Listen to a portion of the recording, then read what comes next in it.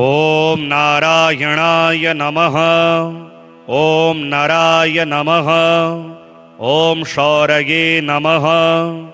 ॐ चक्रपाणये नमः। ॐ जनार्दनाय नमः।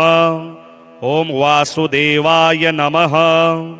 ॐ जगद्योनगे नमः। ॐ वामनाय नमः। ॐ ज्ञानपञ्जराय नमः।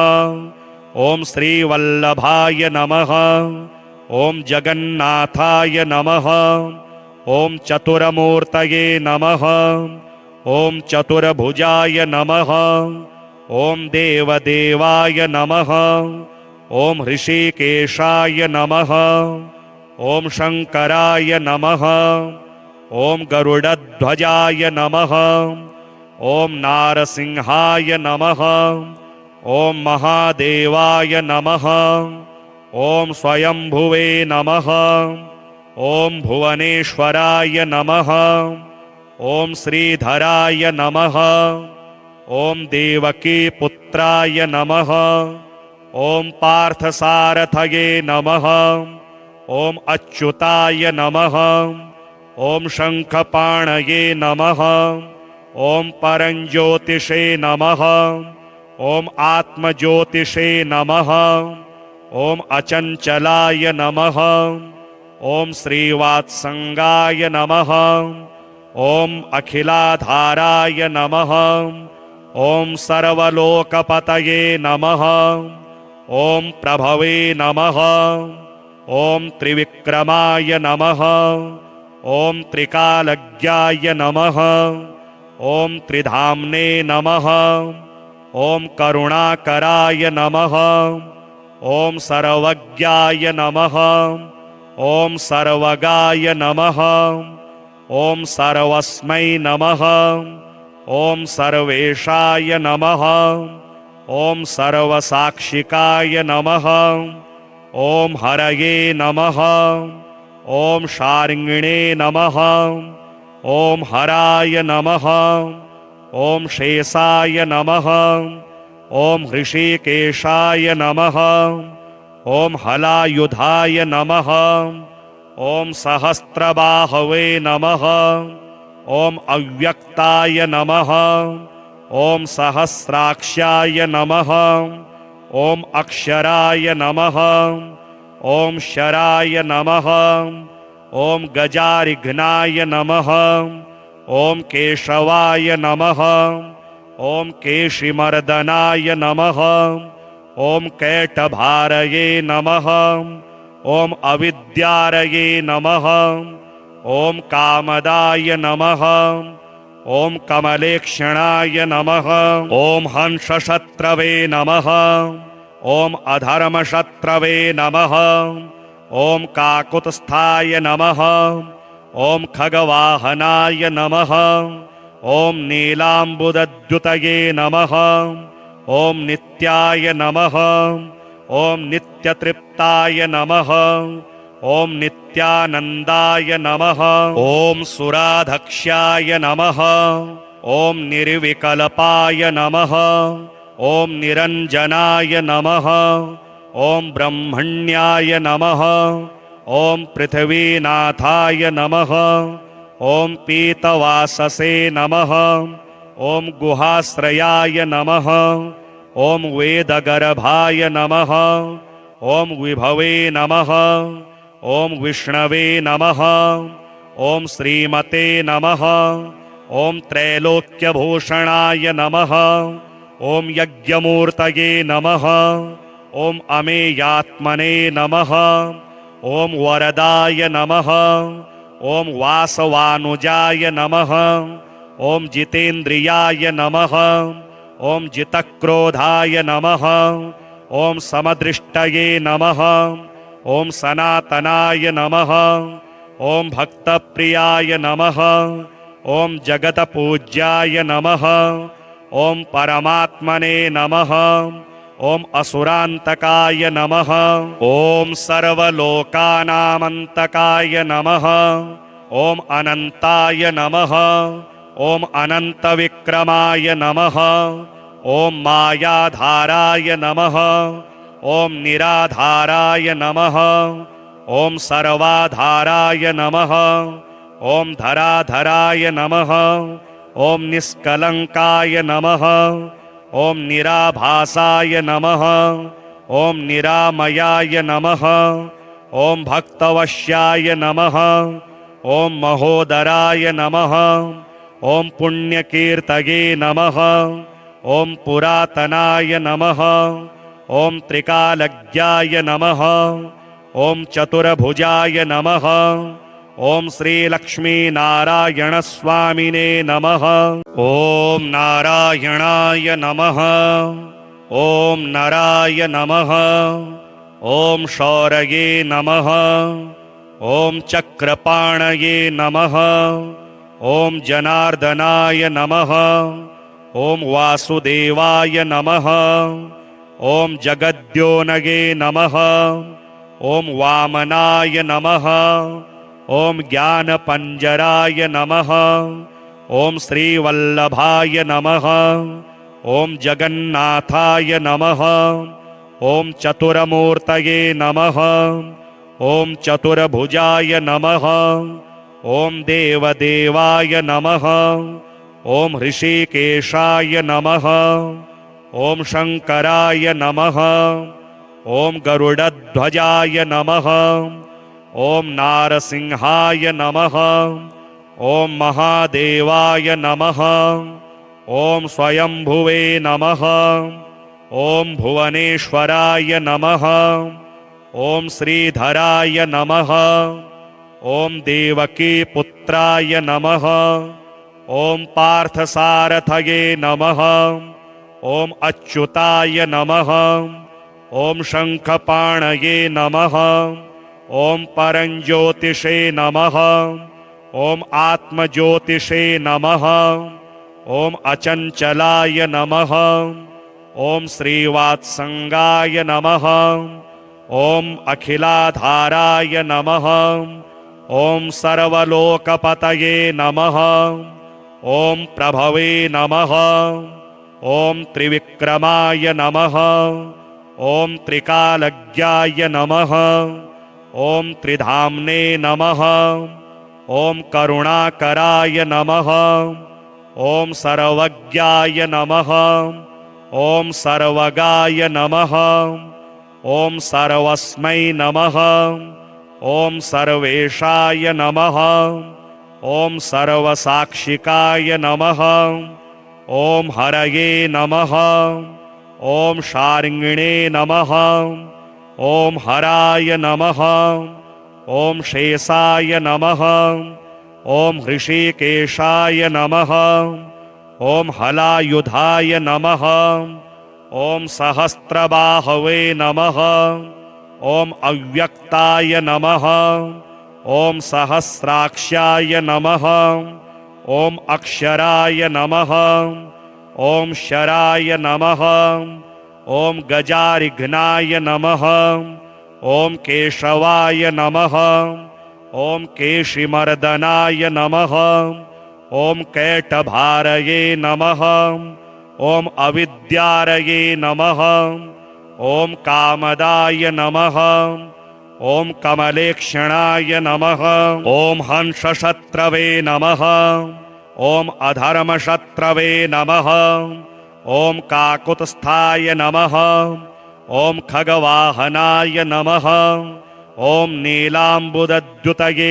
नमः ॐ नित्याय नमः ॐ नित्यतृप्ताय नमः ॐ नित्यानन्दाय नमः ॐ सुराधक्ष्याय नमः ॐ निर्विकल्पाय नमः ॐ निरञ्जनाय नमः ॐ ब्रह्मण्याय नमः ॐ पृथ्वीनाथाय नमः ॐ पीतवाससे नमः ॐ गुहाश्रयाय नमः ॐ वेदगर्भाय नमः ॐ विभवे नमः ॐ विष्णवे नमः ॐ श्रीमते नमः ॐ त्रैलोक्यभूषणाय नमः ॐ यज्ञमूर्तये नमः ॐ अमेयात्मने नमः ॐ वरदाय नमः ॐ वासवानुजाय नमः।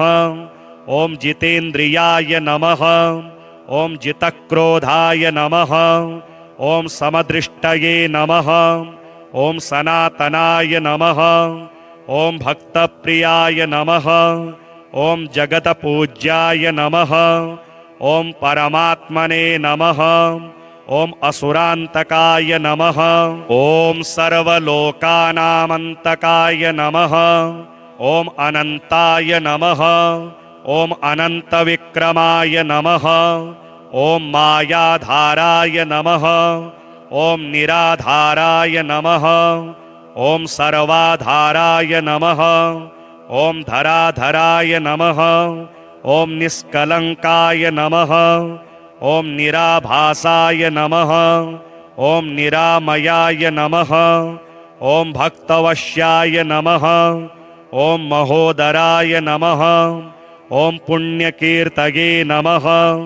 ॐ पुरातनाय नमः। ॐ त्रिकालज्ञाय नमः। ॐ चतुर्भुजाय नमः। ॐ श्रीलक्ष्मीनारायणस्वामिने नमः। ॐ नारायणाय नमः।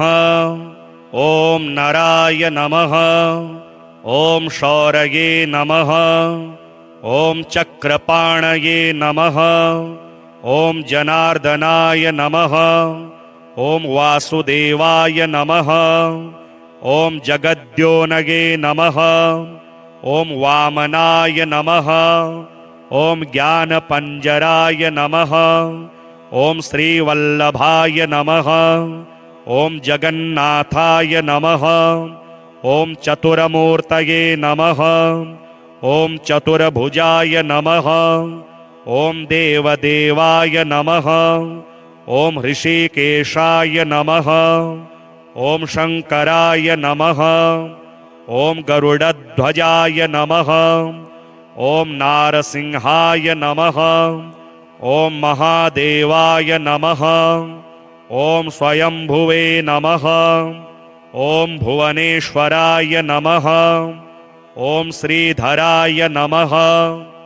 ॐ देवकीपुत्राय नमः। ॐ पार्थसारथये नमः। ॐ अच्युताय नमः। ॐ शङ्खपाणये नमः। ॐ परञ्ज्योतिषे नमः। ॐ आत्मज्योतिषे नमः। ॐ अचञ्चलाय नमः। ॐ श्रीवात्सङ्गाय नमः। ॐ अखिलाधाराय नमः। ॐ सर्वलोकपतये नमः। ॐ प्रभवे नमः। ॐ त्रिविक्रमाय नमः। ॐ त्रिकालज्ञाय नमः। ॐ त्रिधाम्ने नमः।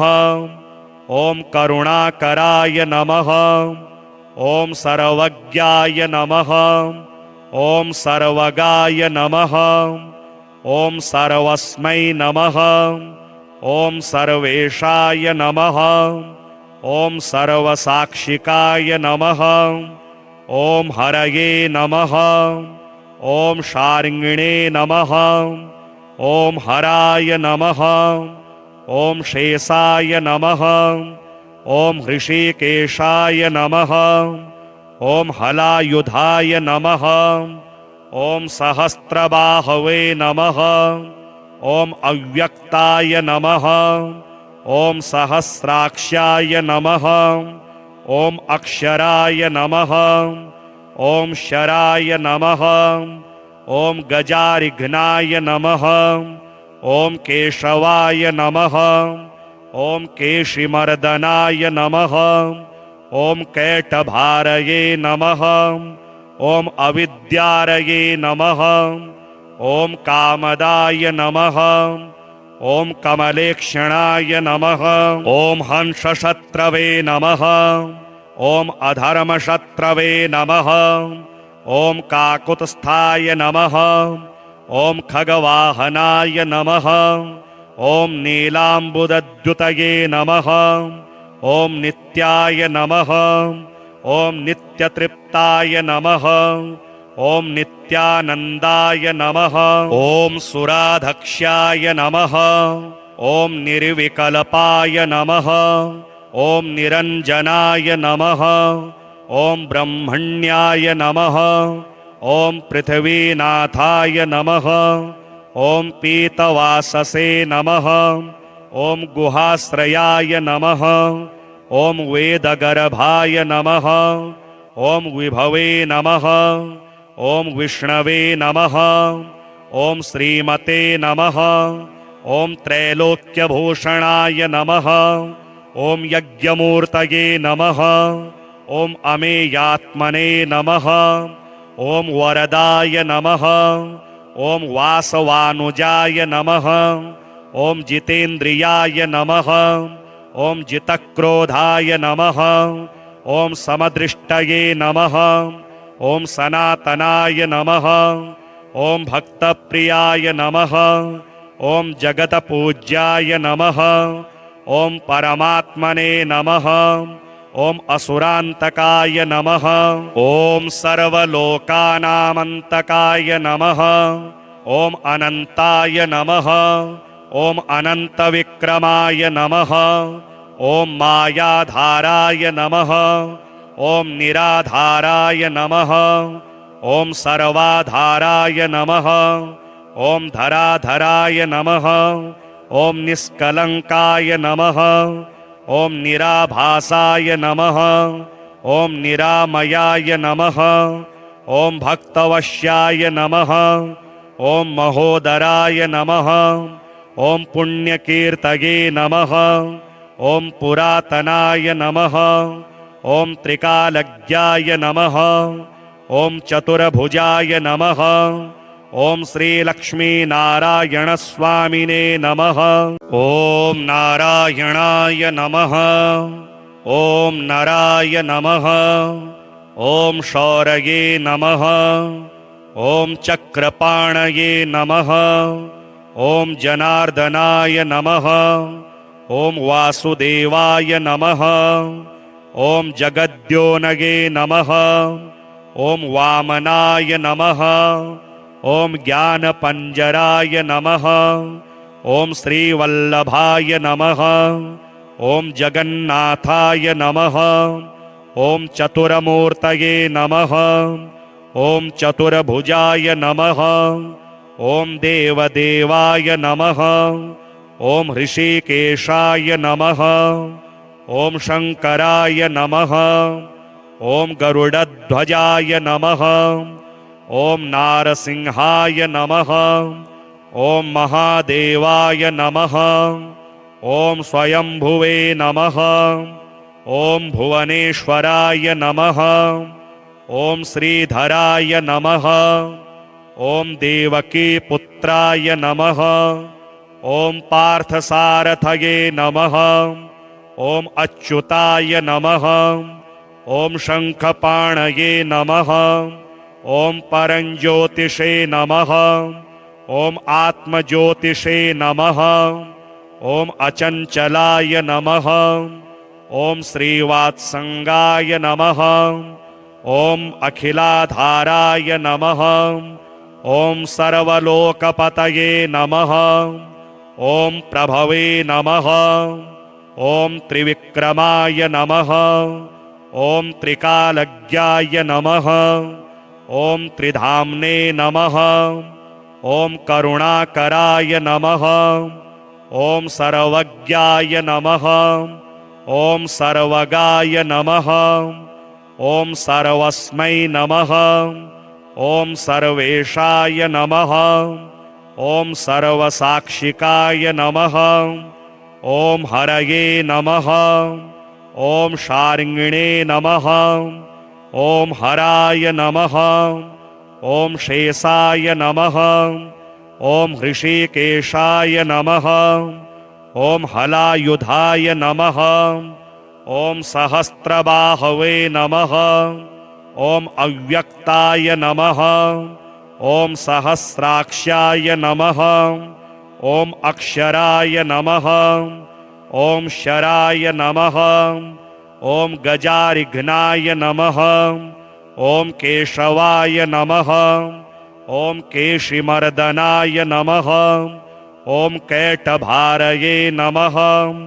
ॐ अविद्यारये नमः। ॐ कामदाय नमः। ॐ कमलेक्षणाय नमः। ॐ हंसशत्रवे नमः। ॐ अधर्मशत्रवे नमः। ॐ काकुत्स्थाय नमः। ॐ खगवाहनाय नमः। ॐ नीलाम्बुदद्युतये नमः। ॐ नित्याय नमः। ॐ नित्यतृप्ताय नमः। ॐ नित्यानन्दाय नमः। ॐ सुराधक्ष्याय नमः। ॐ निर्विकल्पाय नमः। ॐ निरञ्जनाय नमः। ॐ ब्रह्मण्याय नमः। ॐ पृथ्वीनाथाय नमः। ॐ पीतवाससे नमः। ॐ गुहाश्रयाय नमः। ॐ वेदगर्भाय नमः। ॐ विभवे नमः। ॐ विष्णवे नमः। ॐ श्रीमते नमः। ॐ त्रैलोक्यभूषणाय नमः। ॐ यज्ञमूर्तये नमः। ॐ अमेयात्मने नमः। ॐ वरदाय नमः। ॐ वासवानुजाय नमः। ॐ जितेन्द्रियाय नमः। ॐ जितक्रोधाय नमः। ॐ समदृष्टये नमः। ॐ सनातनाय नमः। ॐ भक्तप्रियाय नमः। ॐ जगतपूज्याय नमः। ॐ परमात्मने नमः। ॐ असुरान्तकाय नमः। ॐ सर्वलोकानामन्तकाय नमः। ॐ अनन्ताय नमः। ॐ अनन्तविक्रमाय नमः। ॐ मायाधाराय नमः। ॐ निराधाराय नमः। ॐ सर्वाधाराय नमः। ॐ धराधराय नमः। ॐ निष्कलङ्काय नमः। ॐ निराभासाय नमः। ॐ निरामयाय नमः। ॐ भक्तवश्याय नमः। ॐ महोदराय नमः। ॐ पुण्यकीर्तये नमः। ॐ पुरातनाय नमः। ॐ त्रिकालज्ञाय नमः। ॐ चतुर्भुजाय नमः। ॐ श्रीलक्ष्मीनारायणस्वामिने नमः। ॐ नारायणाय नमः। ॐ नराय नमः। ॐ शौरये नमः। ॐ चक्रपाणये नमः। ॐ जनार्दनाय नमः। ॐ वासुदेवाय नमः। ॐ जगद्योनगे नमः। ॐ वामनाय नमः। ॐ ज्ञानपञ्जराय नमः।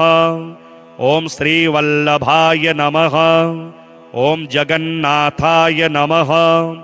ॐ चतुरमूर्तये नमः। ॐ चतुर्भुजाय नमः। ॐ देवदेवाय नमः। ॐ ऋषिकेशाय नमः। ॐ शङ्कराय नमः। ॐ गरुडध्वजाय नमः। ॐ नारसिंहाय नमः। ॐ महादेवाय नमः। ॐ स्वयंभुवे नमः। ॐ भुवनेश्वराय नमः। ॐ श्रीधराय नमः। ॐ देवकीपुत्राय नमः। ॐ पार्थसारथये नमः। ॐ अच्युताय नमः। ॐ शङ्खपाणये नमः। ॐ परञ्ज्योतिषे नमः। ॐ आत्मज्योतिषे नमः। ॐ अचञ्चलाय नमः। ॐ श्रीवात्सङ्गाय नमः। ॐ अखिलाधाराय नमः। ॐ सर्वलोकपतये नमः। ॐ प्रभवे नमः। ॐ त्रिविक्रमाय नमः। ॐ त्रिकालज्ञाय नमः। ॐ त्रिधाम्ने नमः। ॐ करुणाकराय नमः। ॐ सर्वज्ञाय नमः। ॐ सर्वगाय नमः। ॐ सर्वस्मै नमः। ॐ सर्वेशाय नमः। ॐ सर्वसाक्षिकाय नमः। ॐ हरये नमः। ॐ शार्ङ्गिणे नमः। ॐ हराय नमः। ॐ शेषाय नमः। ॐ हृषीकेशाय नमः। ॐ हलायुधाय नमः। ॐ सहस्रबाहवे नमः। ॐ अव्यक्ताय नमः। ॐ सहस्राक्षाय नमः। ॐ अक्षराय नमः। ॐ शराय नमः। ॐ गजारिघ्नाय नमः। ॐ केशवाय नमः। ॐ केशिमर्दनाय नमः। ॐ कैटभारये नमः। ॐ अविद्यारये नमः। ॐ कामदाय नमः। ॐ कमलेक्षणाय नमः। ॐ हंसशत्रवे नमः। ॐ अधर्मशत्रवे नमः। ॐ काकुत्स्थाय नमः। ॐ खगवाहनाय नमः। ॐ नीलाम्बुदद्युतये नमः। ॐ नित्याय नमः। ॐ नित्यतृप्ताय नमः। ॐ नित्यानन्दाय नमः। ॐ सुराधक्ष्याय नमः। ॐ निर्विकल्पाय नमः। ॐ निरञ्जनाय नमः। ॐ ब्रह्मण्याय नमः। ॐ पृथ्वीनाथाय नमः। ॐ पीतवाससे नमः। ॐ गुहाश्रयाय नमः। ॐ वेदगर्भाय नमः। ॐ विभवे नमः। ॐ विष्णवे नमः। ॐ श्रीमते नमः। ॐ त्रैलोक्यभूषणाय नमः। ॐ यज्ञमूर्तये नमः। ॐ अमेयात्मने नमः। ॐ वरदाय नमः। ॐ वासवानुजाय नमः। ॐ जितेन्द्रियाय नमः। ॐ जितक्रोधाय नमः। ॐ समदृष्टये नमः। ॐ सनातनाय नमः। ॐ भक्तप्रियाय नमः। ॐ जगतपूज्याय नमः। ॐ परमात्मने नमः। ॐ असुरान्तकाय नमः। ॐ सर्वलोकानामन्तकाय नमः। ॐ अनन्ताय नमः। ॐ अनन्तविक्रमाय नमः। ॐ मायाधाराय नमः। ॐ निराधाराय नमः। ॐ सर्वाधाराय नमः। ॐ धराधराय नमः। ॐ निष्कलङ्काय नमः। ॐ निराभासाय नमः। ॐ निरामयाय नमः। ॐ भक्तवश्याय नमः। ॐ महोदराय नमः। ॐ पुण्यकीर्तये नमः। ॐ पुरातनाय नमः। ॐ त्रिकालज्ञाय नमः। ॐ चतुर्भुजाय नमः। ॐ श्रीलक्ष्मीनारायणस्वामिने नमः। ॐ नारायणाय नमः। ॐ नराय नमः। ॐ शौरये नमः। ॐ चक्रपाणये नमः। ॐ जनार्दनाय नमः। ॐ वासुदेवाय नमः। ॐ जगद्योनगे नमः। ॐ वामनाय नमः। ॐ ज्ञानपञ्जराय नमः। ॐ श्रीवल्लभाय नमः। ॐ जगन्नाथाय नमः। ॐ चतुरमूर्तये नमः। ॐ चतुर्भुजाय नमः। ॐ देवदेवाय नमः। ॐ हृषीकेशाय नमः। ॐ शङ्कराय नमः। ॐ गरुडध्वजाय नमः। ॐ नारसिंहाय नमः। ॐ महादेवाय नमः। ॐ स्वयंभुवे नमः। ॐ भुवनेश्वराय नमः। ॐ श्रीधराय नमः। ॐ देवकीपुत्राय नमः। ॐ पार्थसारथये नमः। ॐ अच्युताय नमः। ॐ शङ्खपाणये नमः। ॐ परञ्ज्योतिषे नमः। ॐ आत्मज्योतिषे नमः। ॐ अचञ्चलाय नमः। ॐ श्रीवात्सङ्गाय नमः। ॐ अखिलाधाराय नमः। ॐ सर्वलोकपतये नमः। ॐ प्रभवे नमः। ॐ त्रिविक्रमाय नमः। ॐ त्रिकालज्ञाय नमः। ॐ त्रिधाम्ने नमः। ॐ करुणाकराय नमः। ॐ सर्वज्ञाय नमः। ॐ सर्वगाय नमः। ॐ सर्वस्मै नमः। ॐ सर्वेशाय नमः। ॐ सर्वसाक्षिकाय नमः। ॐ हरये नमः। ॐ शार्ङ्गिणे नमः। ॐ हराय नमः। ॐ शेषाय नमः। ॐ हृषीकेशाय नमः। ॐ हलायुधाय नमः। ॐ सहस्रबाहवे नमः। ॐ अव्यक्ताय नमः। ॐ सहस्राक्षाय नमः। ॐ अक्षराय नमः। ॐ शराय नमः। ॐ गजारिघ्नाय नमः। ॐ केशवाय नमः। ॐ केशिमर्दनाय नमः। ॐ कैटभारये नमः। ॐ अविद्यारये नमः। ॐ कामदाय नमः। ॐ कमलेक्षणाय नमः। ॐ हंसशत्रवे नमः। ॐ अधर्मशत्रवे नमः। ॐ काकुत्स्थाय नमः। ॐ खगवाहनाय नमः। ॐ नीलाम्बुदद्युतये नमः। ॐ नित्याय नमः। ॐ नित्यतृप्ताय नमः। ॐ नित्यानन्दाय नमः। ॐ सुराधक्ष्याय नमः। ॐ निर्विकल्पाय नमः। ॐ निरञ्जनाय नमः। ॐ ब्रह्मण्याय नमः। ॐ पृथ्वीनाथाय नमः। ॐ पीतवाससे नमः। ॐ गुहाश्रयाय नमः। ॐ वेदगर्भाय नमः।